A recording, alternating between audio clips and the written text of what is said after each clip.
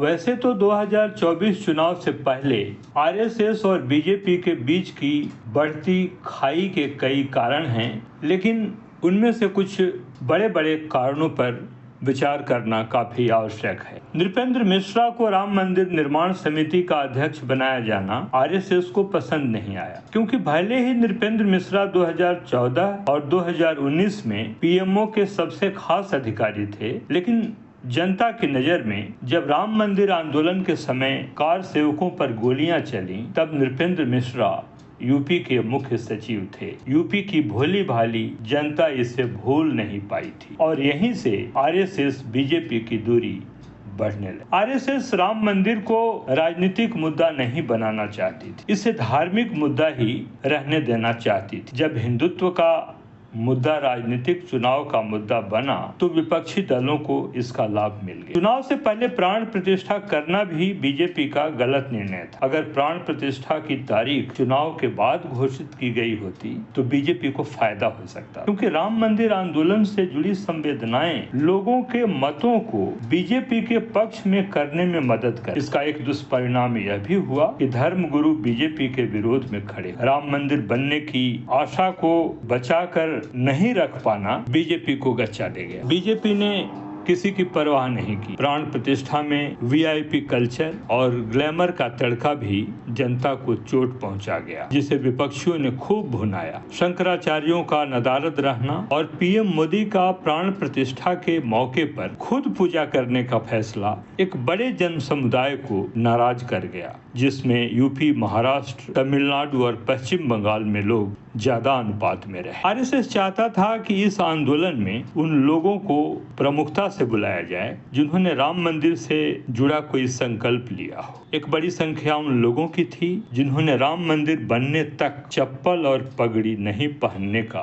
संकल्प लिया था। इन लोगों की भावनाओं का ख्याल नहीं रखा गया। यूपी, राजस्थान की राजपूत कम्युनिटी के संकल्प पसीज के रह गए। राम मंदिर आंदोलन की अगुवाई करने वाले आडवाणी और मुरली मनोहर जोशी की प्राण प्रतिष्ठा कार्यक्रम में नहीं जाना देश के कोने कोने में बैठे हिंदुओं को बड़ा नागवार गुजरा। आरएसएस चाहता था कि धर्मगुरु और मुख्य आंदोलनकर्ता प्राण प्रतिष्ठा में प्रमुखता से भाग। पीएम मोदी नहीं चाहते थे कि इस अहम मौके की लाइमलाइट कोई और ले। वीएचपी और आरएसएस के कड़े तेवर के बाद आडवाणी और मुरली मनोहर जोशी को निमंत्रण पत्र भारी मन से भेजे तो गए, लेकिन उन्हें इस आयोजन से दूर रहने की सलाह भी लगे हाथों दी। ईडी, सीबीआई की अत्यधिक सक्रियता ने विपक्षियों को काफी मुखर बना दिया, जिससे सेवक को तानाशाह करार देने में देश की ज्यादातर आबादी ने देर नहीं लगाई। विपक्ष को इसका फायदा मिल गया। इस बात की ओर भी आरएसएस ने संकेत किया था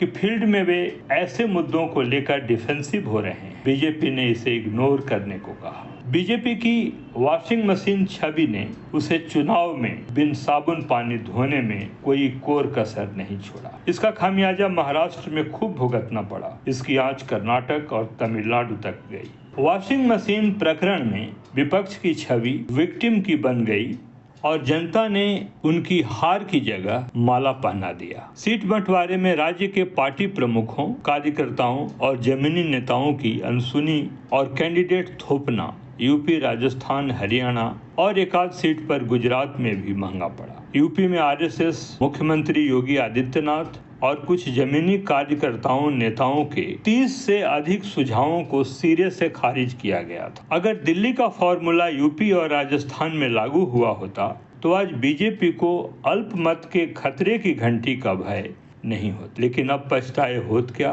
जब चिड़िया चुग गई खेत। अब तो 5 साल हाथ मलना, एक दूसरे को कोसना, अपनी पीठ खुद थपथपाना आदि ही रह जाएगा। संदेश खाली मुद्दे को भी बीजेपी ने बर्बाद कर इसे कल्चरल सिक्योरिटी का मुद्दा बनाना था, क्योंकि आंदोलन के अंदर के आंदोलनों को बीजेपी का स्थानीय और केंद्रीय नेतृत्व समझने में विफल रहा। अगर आरएसएस की सलाहें पश्चिम बंगाल में मानी गई होती तो पिछली बार से अधिक सीटें बीजेपी को मिल सकती थी। पश्चिम बंगाल में एक तरह से बीजेपी ने हो हल्ला करके एक तरह से टीएमसी को फायदा ही पहुंचाया। आंदोलन के अंदर की दरारें भले ही बीजेपी को इंद्रधनुषी लग रही थी, लेकिन उनका अंत तो अंधकार में ही होना। बीजेपी को विपक्ष के अंदाज में मुफ्त राशन से भी कोई फायदा नहीं हुआ, क्योंकि चुनाव के दौरान जनता ने खूब सुनाया, जैसे कि रोजगार के बदले अनाज लेकर क्या होगा। बीजेपी को इसकी जगह कोई अच्छी पॉलिसी बनानी थी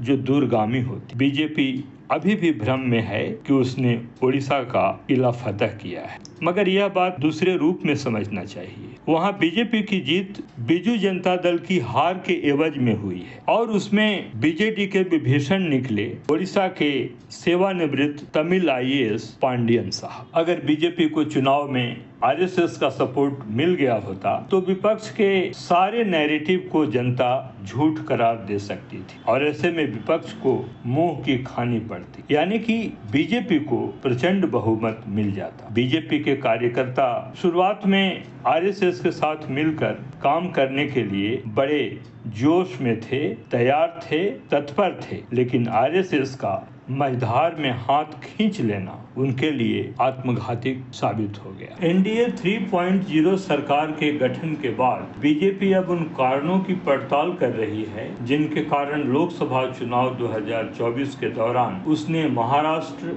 यूपी, पश्चिम बंगाल और राजस्थान में अपना पिछला जनाधार भी खो दिया। ये कारण चुनाव से पहले भले ही पार्टी को खुश करने वाले रहे, लेकिन चुनाव के बाद लगातार अगले 5 साल तक नेताओं की आंखें गीली करते रहेंगे। हालांकि इसके विपरीत स्थिति विपक्षी घटकों की भी नहीं रहने वाली। आंसू और आहें तो उनका दामन भी नहीं छोड़ने वाले, भले ही लंबे समय तक वे घोर मुगालते में रहने को मजबूर हैं। बीजेपी का यह गरूर कि वह अकेले यानी बिना आरएसएस की मदद के अपने दिवा स्वप्न को हकीकत में बदलने में कामयाब हो जाएगी, काफी महंगा। 400 पार के सपने 300 के भीतर चकनाचूर हो गए। शुरुआत में हम कम सक्षम थे, तब हमें आरएसएस की जरूरत पड़ती थी। अब हम सक्षम हैं, आज बीजेपी खुद अपने आप को चलाती है। ये बयान लोकसभा चुनाव के चौथे राउंड की वोटिंग के बाद बीजेपी अध्यक्ष जेपी नड्डा का था और ये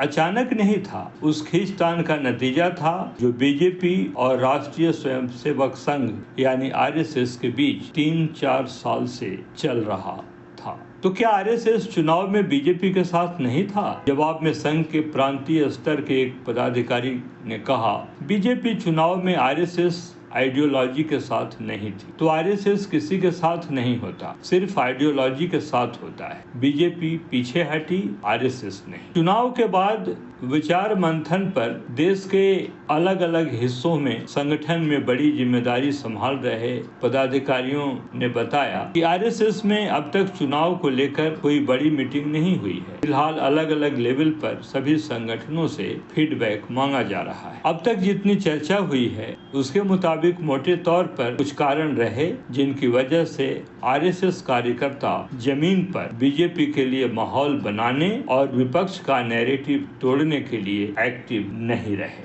आप इस विश्लेषण पर क्या कुछ राय रखते हैं? कमेंट बॉक्स में जरूर लिखें।